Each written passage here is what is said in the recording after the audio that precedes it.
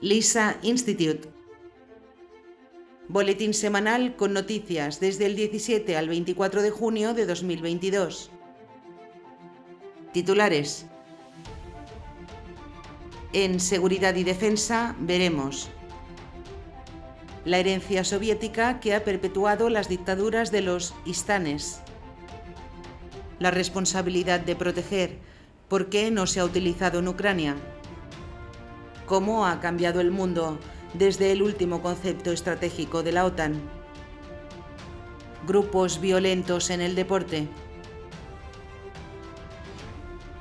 En inteligencia veremos. La nueva oficina de la ONU contra el terrorismo abrirá en septiembre en Madrid. La Operación Minerva 2022 en España. Usos civiles y militares del IMIN. En ciberseguridad te explicamos. C1-B3 RWorld, el mayor evento en ciberseguridad de España. La guerra de Ucrania dispara un 30% los sueldos de los expertos en ciberseguridad. Cómo los ciberdelincuentes apuntan a los refugiados ucranianos. En derechos humanos veremos. Avanzar hacia la paz, uno de los desafíos que tendrá que afrontar Gustavo Petro. Día Internacional de la Eliminación de la Violencia Sexual. Bienvenidos al boletín semanal de LISA News, el boletín en el que te informamos de las noticias más importantes de la semana en materia de seguridad, inteligencia, ciberseguridad, relaciones internacionales y emergencias. Este boletín ha sido creado de la mano del equipo docente de LISA Institute. Comenzamos.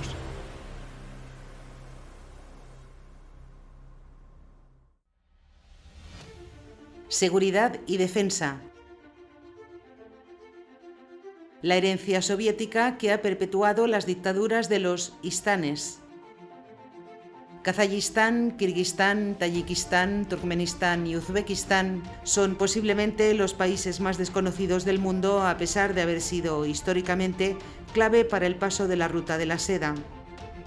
A diferencia del resto de repúblicas soviéticas, las centroasiáticas accedieron a la independencia por defecto, incluso a pesar de que las bases de sus culturas estaban siendo reprimidas. Estas apoyaron incondicionalmente mantener la Unión Soviética en el referéndum de 1991. Como no había una élite independentista nacionalista que luchara por la descolonización, las élites soviéticas que surgieron de los partidos comunistas fueron los que tomaron el control y responsabilidad de la política de estos nuevos países. La responsabilidad de proteger, ¿por qué no se ha utilizado en Ucrania? La responsabilidad de proteger a la población civil es un deber de todo Estado. Por este motivo, Naciones Unidas adoptó en la Cumbre Mundial de 2005 el principio de la responsabilidad de proteger. Según esta norma, si un Estado incumple su responsabilidad, esta se elevaría a la comunidad internacional. Los Estados, organizaciones internacionales y regionales podrían intervenir en el otro Estado, bajo la autorización del Consejo de Seguridad. El uso de la fuerza se adoptaría como último recurso. En este contexto, hablamos en LISA News sobre la guerra en Ucrania y explicamos, con las aportaciones de Mauricio Díaz, profesor del curso de experto internacional en protección de civiles del LISA Institute, por qué la comunidad internacional no ha intervenido militarmente en el conflicto ucraniano. ¿Cómo ha cambiado el mundo desde el último concepto estratégico de la OTAN? La semana que viene en Madrid, la OTAN definirá un nuevo concepto estratégico que actualice al establecido en Lisboa en 2010. Tras una década de cambios geopolíticos, el secretario general de la OTAN, Jens Stoltenberg, planteó el 1 de diciembre de 2020 la necesidad de actualizar las necesidades estratégicas de la alianza y presentó a los ministros de Asuntos Exteriores de los países aliados el informe OTAN 2030, Unidos por una nueva era. Este informe de 67 páginas elaborado por expertos se creó con el objetivo de orientar a la Alianza para adaptarse a un entorno geopolítico cambiante, estableciendo un objetivo común para trazar un nuevo camino y nuevas formas con las que mejorar la cohesión política interna. El documento se centraba en 3 áreas: el fortalecimiento de la unidad, solidaridad y cohesión de los aliados, la necesidad de aumentar la consulta política y coordinación entre los miembros y, por último, el refuerzo del papel político de la OTAN, así como sus instrumentos para abordar las amenazas y desafíos. Durante la Cumbre de Madrid, este nuevo concepto estratégico se presentará mucho más elaborado y en él se tendrán en cuenta más factores relacionados con los riesgos para la supervivencia de la organización. En este sentido, el auge de China se establece por primera vez y se destaca a China como una amenaza real para Occidente. Estos seguramente serán los temas principales a tratar. Además, parece que ante este nuevo concepto estratégico se tendrán más en cuenta la volatilidad del panorama internacional y la constante evolución de amenazas. Grupos violentos en el deporte. Esta semana, Interpol ha alertado sobre los importantes desafíos relacionados con la seguridad a los que se enfrentan los organismos de aplicación de la ley de cara a los grandes eventos deportivos internacionales como la Copa del Mundo de Fútbol y los Juegos Olímpicos. Según Interpol, estos acontecimientos deportivos internacionales, que se celebran en lugares amplios y dispersos, pueden atraer a una gran variedad de actividades delictivas, como actos violentos, disturbios, ciberataques e incluso terrorismo en algunos casos. Además, la organización internacional también ha planteado la amenaza grave que supone la ciberdelincuencia, que ya se evidenció en acontecimientos deportivos como la Copa del Mundo de Fútbol de 2010, celebrada en África, la de 2014, celebrada en Brasil, y también durante los Juegos Olímpicos de Beijing de 2018. Durante estas competiciones deportivas, los ciberataques se produjeron en forma de mensajes maliciosos, ataques de phishing e infección con malware. Inteligencia. La nueva oficina de la ONU contra el terrorismo abrirá en septiembre en Madrid. Este martes 21 de junio, el Consejo de Ministros de España ha autorizado la firma y aplicación provisional de un convenio con Naciones Unidas que permitirá la apertura en Madrid de una oficina de lucha contra el terrorismo. El acuerdo ha sido adoptado a propuesta conjunta de los Ministerios del Interior y de Asuntos Exteriores, Unión Europea y Cooperación. La oficina de la UNOCT en Madrid, según se detalla en el convenio, se encargará de la gestión y ejecución de programas y proyectos relacionados con la prevención y lucha contra el extremismo violento, la protección de objetivos vulnerables, la promoción y protección de los derechos humanos en la lucha contra el terrorismo, el apoyo a las víctimas del terrorismo y la cooperación bilateral y multilateral, entre otras materias. El convenio establece además que España prestará una serie de servicios de apoyo administrativo y operativo a la oficina de la ONU, pondrá a su disposición las instalaciones adecuadas y le brindará los servicios públicos necesarios para el desempeño de sus labores. La Operación Minerva 2022 en España. La Policía Nacional Española ha informado que el viernes 17 de junio comenzó la Operación Minerva 2022, que se desarrollará en coordinación con la Agencia Europea de la Guardia de Fronteras y Costas, Frontex, hasta el próximo 7 de septiembre.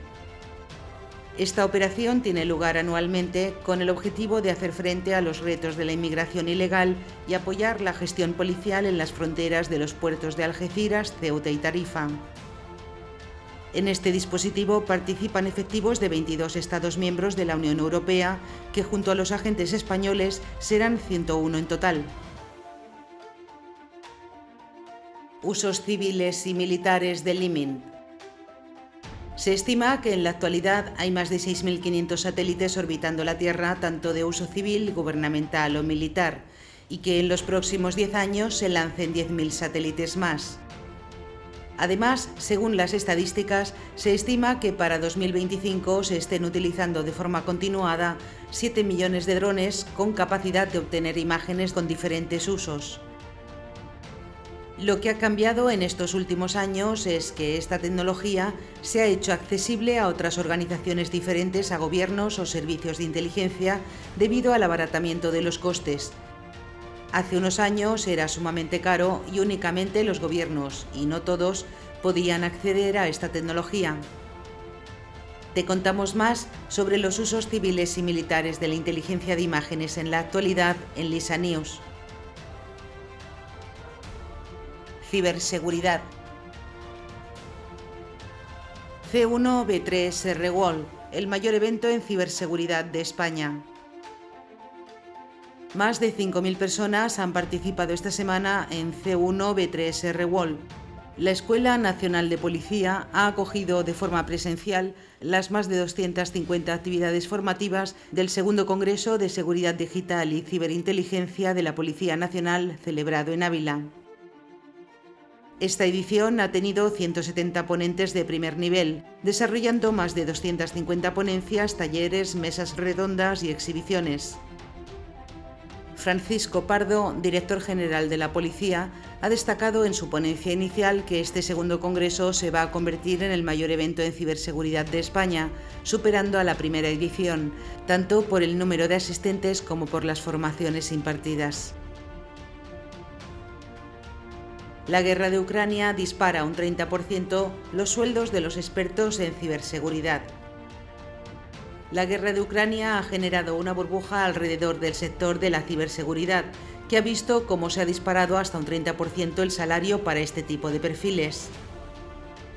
El incremento de los ciberataques tras el inicio de la invasión de Ucrania ha llevado consigo una mayor preocupación en este aspecto por parte de empresas y administraciones públicas, que ahora refuerzan sus áreas de ciberseguridad con profesionales especializados. Un perfil de nivel 1, cuyo salario podía rondar entre los 20.000 y los 25.000 euros al año, es tentado con sueldos de entre 30.000 y 35.000 euros. Es una situación que también sucede con otros perfiles mucho más especializados.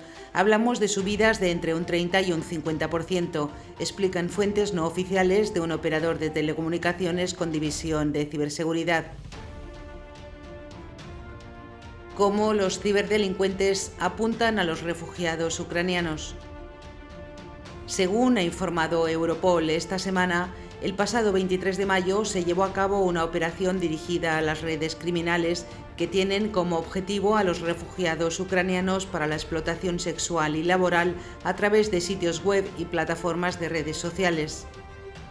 En esta misión participaron las autoridades encargadas de hacer cumplir la ley en 14 países de la Unión Europea y fue coordinado por los Países Bajos. Los investigadores y analistas se encargaron de supervisar diferentes plataformas en línea para detectar las redes delictivas que intentaban reclutar refugiados ucranianos vulnerables. Derechos humanos. Avanzar hacia la paz. Uno de los desafíos que tendrá que afrontar Gustavo Petro. Gustavo Petro Urrega, senador, exalcalde de Bogotá y líder de la coalición de izquierda Pacto Histórico, ha ganado las elecciones generales en Colombia en la segunda vuelta electoral de este domingo.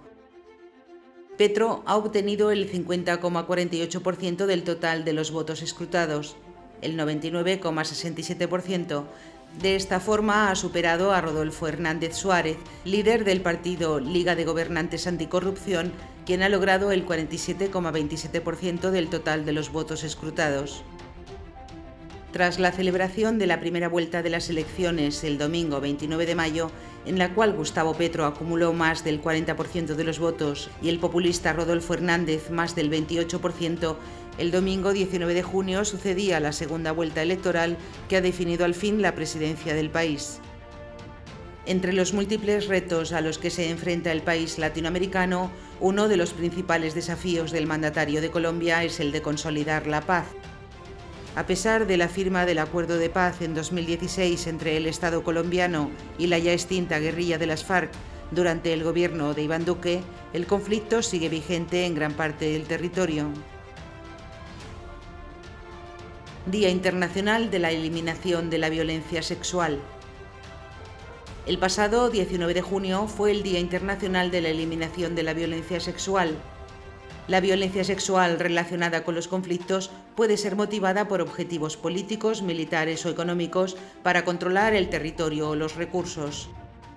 Se emplea de manera frecuente y deliberada contra la población civil, de modo que ocasiona humillaciones y traumas a largo plazo, rompe familias y fractura el tejido social. También da lugar a desplazamientos y aviva las actividades de los agentes armados. En Lisa News hablamos sobre la violencia sexual que proviene de los conflictos armados y cómo evitarla. Y hasta aquí la selección de noticias de esta semana. Espero que hayan sido de tu interés. Desde Lisa Institute te agradecemos tu atención y hasta el próximo boletín.